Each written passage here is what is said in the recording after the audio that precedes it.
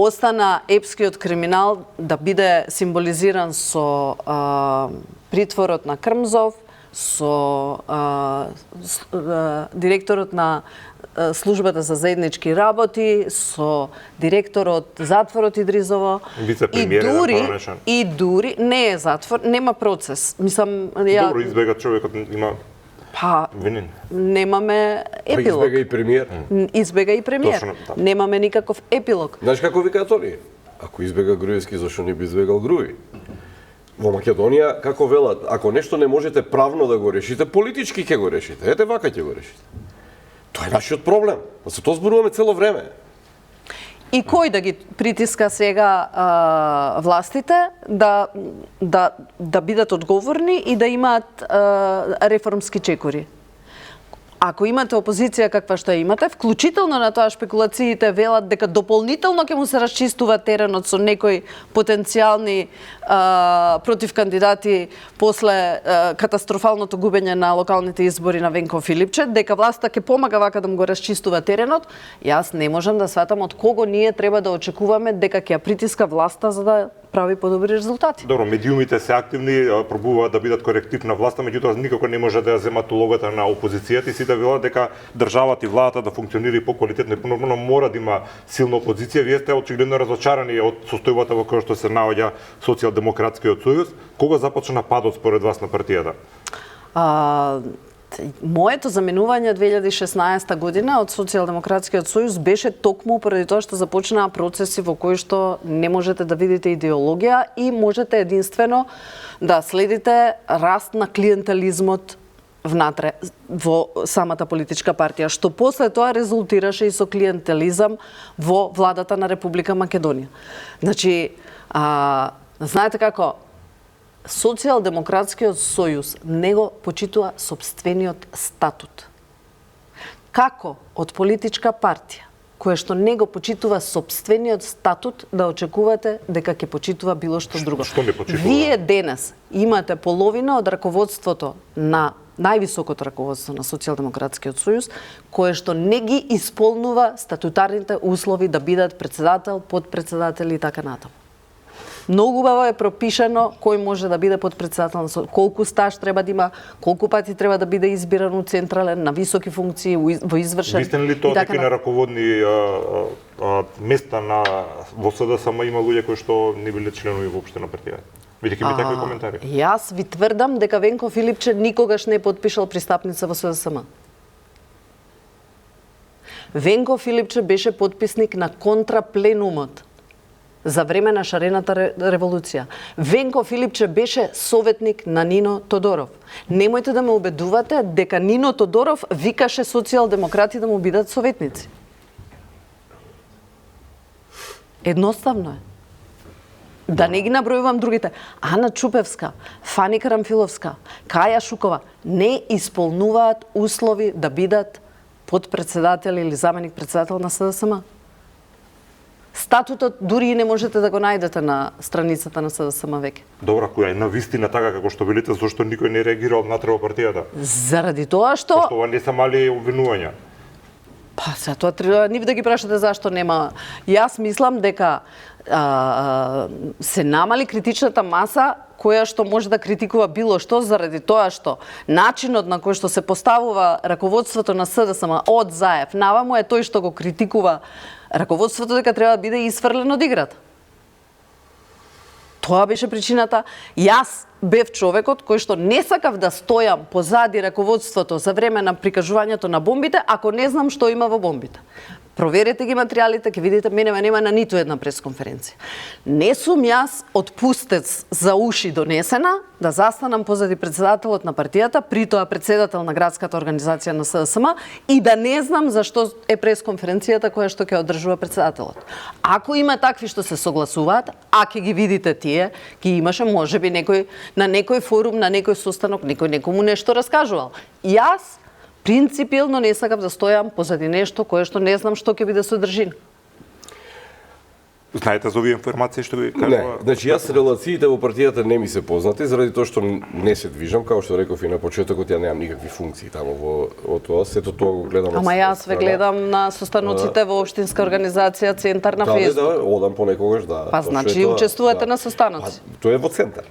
Значи, Добро, зборуваме- на вие- општинската на СДСМ во центар. Софија, вие зборувавте сега за високата политика таму во Добро. Социјалдемократскиот сојуз, јас такви информации немам, значи во тоа, но јас во контекст на ова би кажал за устројството на Социјалдемократскиот сојуз нешто што кога сум имал прилика, сум им го кажувал и на лидерите, сум го кажувал и сум го пишувал дури во колумни, а тоа е дека не може Социјалдемократскиот сојуз долго време да биде олицетворение на продолжетокот на Комунистичката партија на Македонија.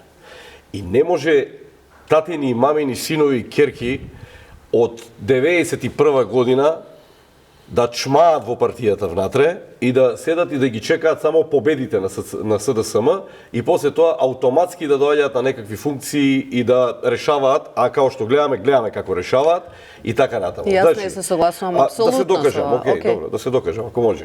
Значи, за жал, во Социјалдемократскиот сојуз од 91 година до денеска имате вие тајфи. Тоа се тајфи и тие тајфи би го себе си испреплетени на разни можни начини, крила вакви, крила онакви. Најновото крило е струмичкото крило.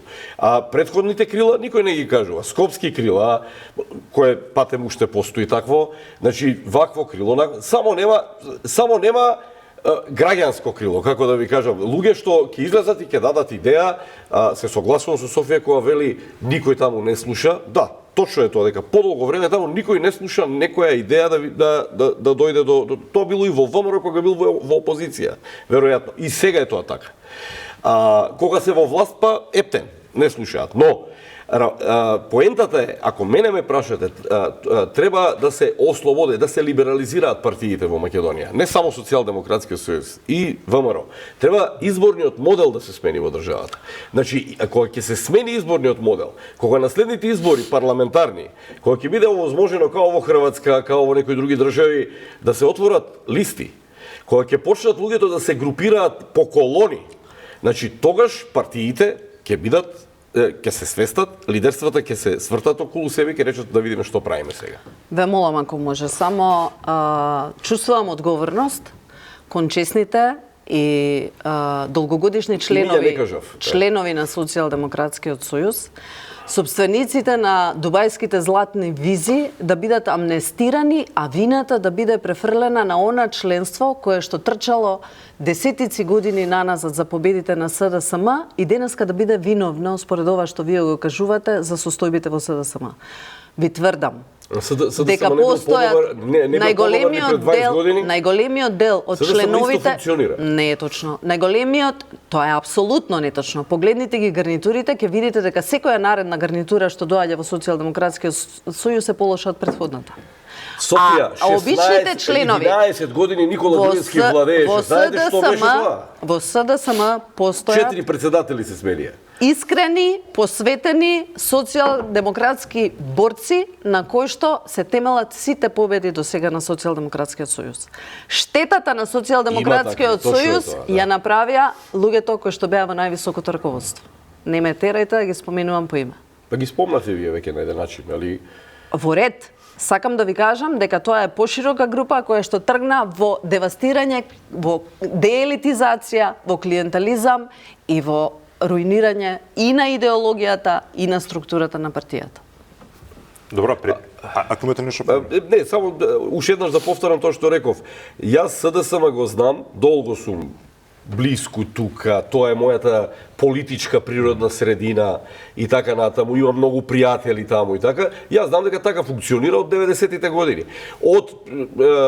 Особено во периодот кога беа опозиција, од 2006 година, па и пред тоа со решањето дали тоа е клиентелизам или нешто ново или си трајал. Затоа и реков, ќе ми дозволи Софија уште една минута само, 30 секунди. Значи, затоа и реков, тука постои потреба од демократизација, либерализација во партијата и промена на тие тајфи, ги викам. Значи, тоа се тајфи. Ги има и во ВМРО, веројатно. Значи, меѓутоа, ВМРО понекогаш оддава устроеност по вертикала, па има наредба, па има ти ќе бидеш и не ме интересира, значи тераме, има фокус и така натаму. СДСМ поради овие релации интерни внатре го губи фокусот. Например, понекогаш оддава, и тоа е критички настапувам кон партијата во која сум член, by the way. Значи, понекогаш го губи фокусот. Зошто постоиме?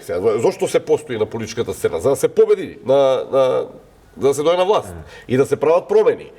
Тој момент, за жал, многу таифи внатре во СДСМ тоа го прават. Лидерствата не дека немаат одговорност, секое лидерство има одговорност. Како што има заслуги кога ќе дојде на власт. Мицковски кога ќе дојде време да паѓа, сите ќе го зборат ова, што ја и вие го зборуваме вечерава. Но денеска Мицковски има расширени крилја. Значи, тој момент ние треба да го имаме во предвид. А дека е потребна реформа во партиите во Македонија, таа реформа тргнува со промена на изборниот закон во земјава. Господине Зиков, нема да дозволам и заради себе, и заради честните социјалдемократи кои што се уште се таму, состојбите во Социјалдемократскиот сојуз да ги дефинирате вие како човек кој што и сами тврдите дека ниту еден ден не сте биле дел од органите на СДСМ. Така е. За разлика од вас, јас сум била внатре. Во ред, повелете вие, кажете. Од општинска организација, преку градска организација, преку 9 години во Совет на град Скопје, преку собрание. Заради тоа јас се оградив, вие зборувате. Ама вие тврдите дека состојбите се такви какви што ги Ја имам моје мислење Јас за ви тоа. кажувам дека не дозволувам како човек од надвор. Да ми дозволите сега? Не дозволувам да јавноста добие впечаток за состојбите на СДСМ од човек кој што не бил дел од структурите. Вие кажувате еве од искуство, ја кажувам од моје мислење. Мојот став е морална така. одговорност да ви кажам дека тоа не е баш така во СДСМ. Во ред. Во СДСМ имало сериозни времења во кои што сериозно се работеле, имало честни луѓе кои што си ја работеле најодговорно и професионално својата работа.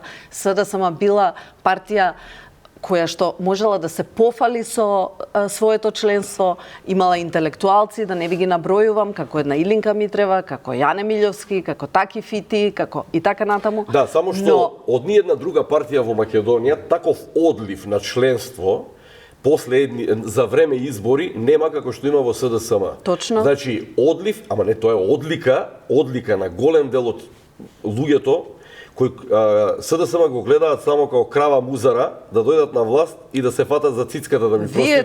Вие тоа го кажувате. Не, ја го кажувам, знам што ќе кажете вие. Да, јас знам што ќе кажете. Ја како да не кажам, па не можете вие тоа да го кажете. Јас, знаете што? Јас во приватен сектор работам 30 години. То зошто не останавте да работите ако ви беше добро? Сега сум тука. Сега сум во приватен сектор. Кога беше Зоран Заев на власт. Да бидеме прецизни. Јас имав мандат од 5 години. Заврши тоа. Значи, заврши и се вратив назад иако имаше разни сценарија. Значи се вратив назад во приватниот сектор и ја не сум пример за таа работа. Мојата генерална теза за оваа работа е дека не можете вие да очекувате партијата да оди напред во ситуација кога имате контингенти на луѓе кои едва чекаат или вработување, или функција, или тендер, или како што е и сега со ВМРО. Сега додека е на власт е истото тоа. Во ВМРО политичката сцена, мајндсетот во Македонија ни е на нас таков. И кога тоа нема да го добиете, тогаш ќе си правиме партија. И ја ќе си направиме партија и ќе си одвоиме 80.000 луѓе. Ама Значи, тоа не е за менталитетот. Не, дали знаете колкав е контингентот? Еве, јас сум еден од примерите кој што заминал, иако не, вие го замрзнавте членството, ако не се лажам. Не сте заминале. Заминување или замрзнување, јас не сум стапнала во СДСМ од 2016 година. Заминување, ако пред јас камера ве прашувам, дали знаете колку се луѓето како мене, кои што не сакаат да бидат поддршка за криминалите што се случува во СДСМ и се дистанцираат? Јас не сум единствената. Ама знам, и тоа се случувало во разни етапи во Македонија. Ама не можете да ги квалификувате луѓето дека заминуваат затоа што нема работни места. Напротив, во 2006 година заминуваат заради тоа што не им е право некој дали во 2006 година еден член на Социјалдемократскиот сојуз излезе на изборите, направи 8 пратеника и отиде у коалиција со Никола Груевски, така? Така? Добро. Тој беше член. Беше.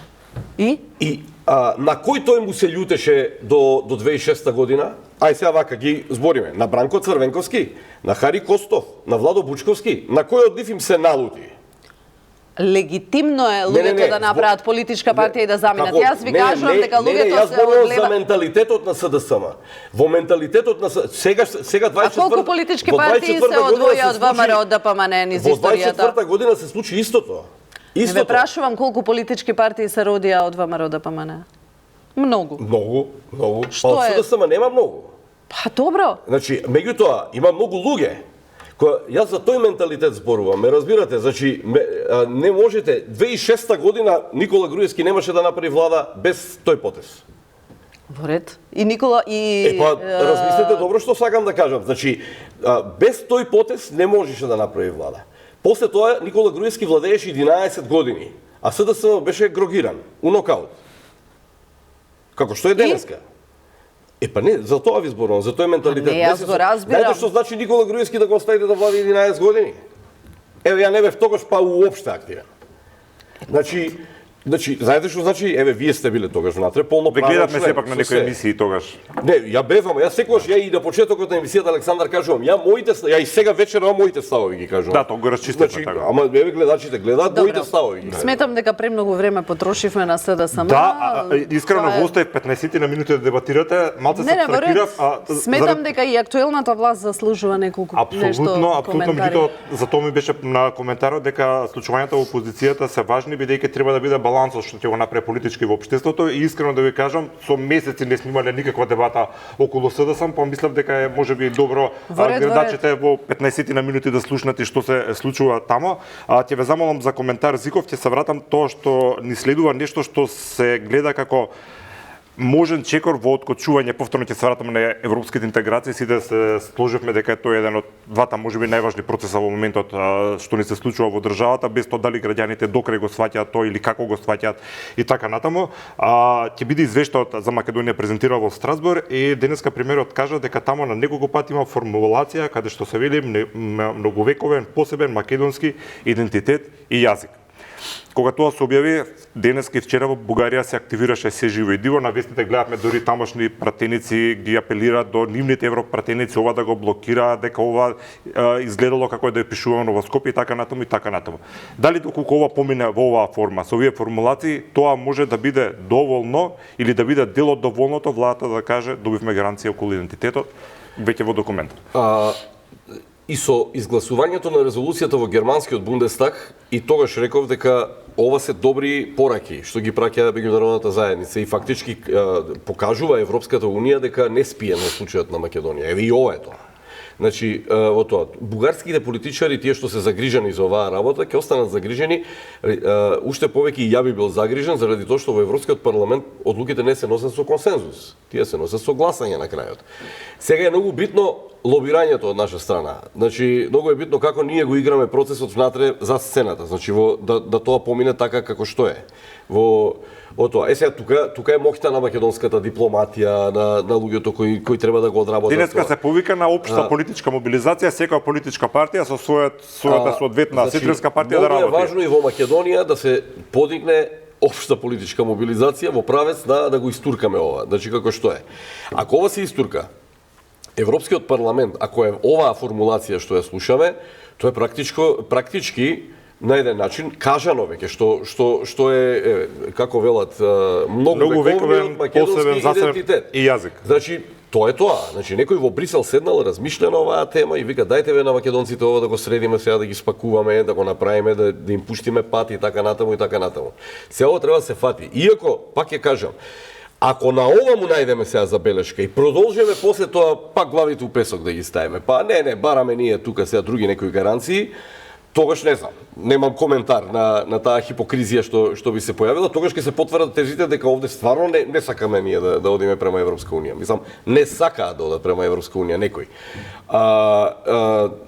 Овој момент би требало да биде добар. Дали е доволен, ти праша, дали би било ова доволно? Значи, ова треба да се земе во контекст со изјавите на Кошта и на Калас, значи, особено на Калас, ако добро свативме, дека имало сценарија некои други, и ова процесот што го води председател Силјановска со Хак, со Радев, што би требало да се видат. Мене ми личи сето ова на еден пакет. Ако и на масата седи дури американец, како што кажуваат во Хак, значи тука е веќе веројатно нешто работи. Да, Бугарија општо не е одговорена за можност за таа не значи дека нема да одговори. Еве ја оставам простор, значи дека тоа ќе се случи. Видете, во политиката и молчењето е одговор. Значи они молчат, они не рекоа не. Освен преку Ковачев половично што го изјавија тоа, не знам што реква таму, ама што личеше, што на Мицковски му личеше тоа така, али Радев од кабинетот, пошто поканата е до Радев, Радев не рекол ни да ни не, значи за случајот.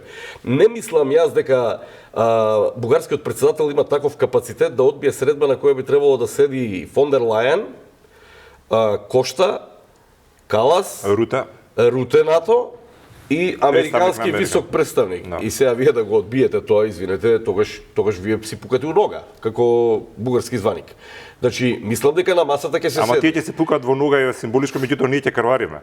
Тоа го зборам Александар цело време. Значи тие цело време на еден начин си пукаат во нога, али тоа што, пази, еве да се некам дека нешто фали, си добија се што сака. И Шенген и евро. Да се вратиме на онаа моја теза и јас се радувам, вака иако не е многу за радост, се радувам што мои некои ставови мои се потврдуваат периодов. Викавме дека ВМРО нема да попушта, нема да размишља, нема да размислува за концепти, дека нема да биде на уцени да реагира, ама еве гледаме дека се движат работите, се менуваат и ВМРО, владата. И тоа е за почит и за радост. И тоа го поздравувам и поддршка има од цела нормална јавност во Македонија. Кој што гледаме, дури и опозицијата политички дава поддршка на тој процес.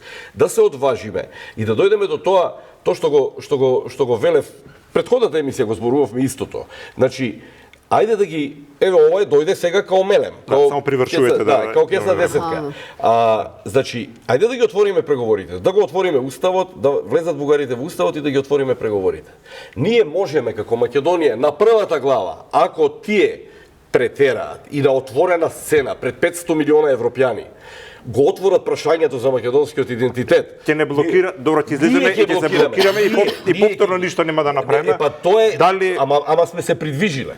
Добро, дали ви влева оптимизам или песимизам тоа што ваквите формулации најдуваат на реакција во Софија? Се уште неофицијално, меѓутоа пратеници реагираат дека ова е, како што велат, дури скандалозно ваква формулација да има во извештајот. Дали тоа ви кажува дека тие немат се уште намера да направат отстапка и да дозволат процесов да оди понатаму? Мислам, како ги толкувате политички? Па, мислам, позициите на Бугарија се јасни. Они се на консензуално ниво, на секаде во позиција да оспоруваат се што можат да оспоруваат. Ретки се интелектуалците независни кои што настапуваат во дебатни емисии, од кои што можете да слушнете поинаков вординг, така што јас не верувам во добрата волја на представниците од бугарската политичка елита. Јас верувам во евентуален притисок од страна на поголемите европски сили за мала корекција на последната верзија од договорот со Бугарија, која што на некој начин суштински многу нема да смени, но ќе го задоволи ВМРО ДПМН да на јавноста и представи дека некакви позиции успел да избори.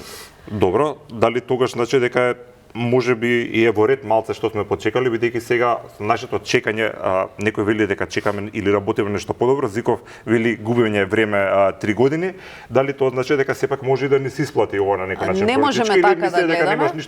Не можеме така да гледаме, заради тоа што состојбите на геополитички план се менуваат од час во час. Ако беше подоаѓањето на Трамп сите поместувања што се случија, ако не се случија, тогаш нашето чекање ќе беше една приказна. Во овие глобални поместувања и поместувања на европската политичка сцена воопшто, мислам дека засилувањето на интеграциите не би биле резултат на некаква наша стратегија или позиции што сме ги избрале, туку на тектонските преметувања кои што се случуваат благодарение на развојот на настаните помеѓу Европа, Америка Сака да кажете дека ќе биде политичка одлука на крајот. Да, голем во дел голема за мера, критичарите велат во ние гол- што да направиме на крај големите Да, сили со зависи политичка колку одлука ќе ќе им се решат кога и брза, како. да, колку ќе им се брза на големите европски сили за евентуално ставање рака на овој простор. И во денови, во недели кога имаме очигледно некакви поместувања, тоа не го кажува тук од владата, само тука и од меѓународната заедница, кој што доаѓаат високите представници тука, а од опозицијата, од Филипче бараат лидерска средба на која што ќе се утврдат приоритетите околу европските интеграции. Сега дали во овој момент треба ваква средба, дали треба отворено да се разговараат за овие работи? Како што веќе ви споменав, ова постојано нудење на ставање на располагање на власта од страна на претседателот на СДСМ Венко Филипче е дел од пакетот што го има договорено Зоран Заев и Христијан Мицковски. Тоа е политика на ненапаѓање, држење на некаква позиција конфронтирана по смешни пресконференции во кои што немаат никаков епилог. Знаете како, старо правило во политиката е за да се факторизираш, прво треба да се фаворизираш. Ако со 18 пратеници не можеш да смениш никако политиката на владата, нудењето се подразбира само на еден начин. Тоа е дека сакаш да одржуваш некаков пазар кој што е претходно постигнат. Јас поинаку не гледам. Благодарам. Имаше неколку изјави на премиерот деновиве, вклучително последнава денеска, на повикување на заеднички работења. Значи, мислам дека за Свети Кирил и Методи во Света Софија беше едната изјава, што ја слушнав. Денеска имаше изјава од типот дека ние во нашата десна опција во Европа сега се хомогенизиравме за околу ова резолуцијата на Советот на Европа. И добро би било, сега го цитирам, добро би било и во Социјалдемократскиот сојуз, во нивните, да се хомогенизираат во Европа, да се лобира, претпоставувам тоа така го читам. Значи, и тоа е окей. Порака коректна. Значи, она што е важно е дека во овакви клучни моменти, како што СДСМ само не беше прочитан, претпоставувам тогаш како власт, кога се менуваше името на референдум, го бараше токму тоа, го бараше тој консензус. И ако тогаш беше опозицијата тогашна, сегашна власт искрена, требаше да го даде консензусот, бидејќи еве денеска го сменија ставот што го имаат тогаш, денеска го нема дека тој став. Значи, За кој став зборувате? За промената на името. Истото и денеска со сегашнава ситуација. Македонија ќе се најде во еден момент во една точка да треба да одлучува.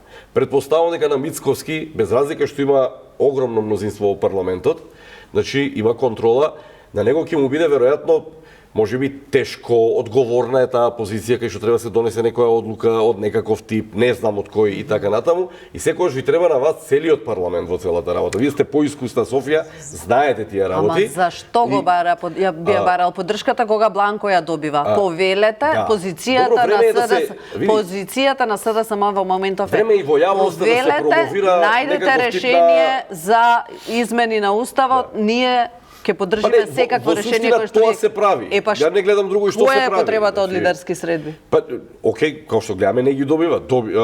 Значи, се предлагаше една, се доби една, кога беше таму, седна си кажа некои работи. Сега се бара лидерска средба, може би у поширок состав. Не мора да седнат Венко Филипче и Христијан Мицковски, може да седнат сите. Знаете кога се случуваат лидерски средби? Тогаш кога ништо од тоа што може да го завршат институциите не се во можност да го завршат. А ова е повеќе за промоција во јавноста, дека постои еден моментум во јавноста кај што сите политички фактори се на масата и размислуваат. Говорницата во собрание е тој простор кој што дефинира кој каде. Тоа кој што гледаме не се прави. Значи во собрание најмалку се дискутира. Заради тоа што партиите се приватизирани и заради тоа што одлуките ги носи. Па што зборев ја пред половина час. Тоа е поентава. Добро, ви благодарам на двајтата за учеството во вечерашната емисија и благодарам за коректната и интересна полемика и ве научивме некои нови работи. Господи Куновска, ќе чекаме да видиме дали ќе бидете официјално кандидат за градоначалник на центар за најважната можеби општина во Скопје. Доколку тоа се случи, се надевам дека повторно ќе имаме во студиото и да разговараме за поконкретни локални теми. Ви благодарам уште еднаш. Благодарам. Да. Почитувани, ви благодарам и вам и останете со програмата на Канал 5.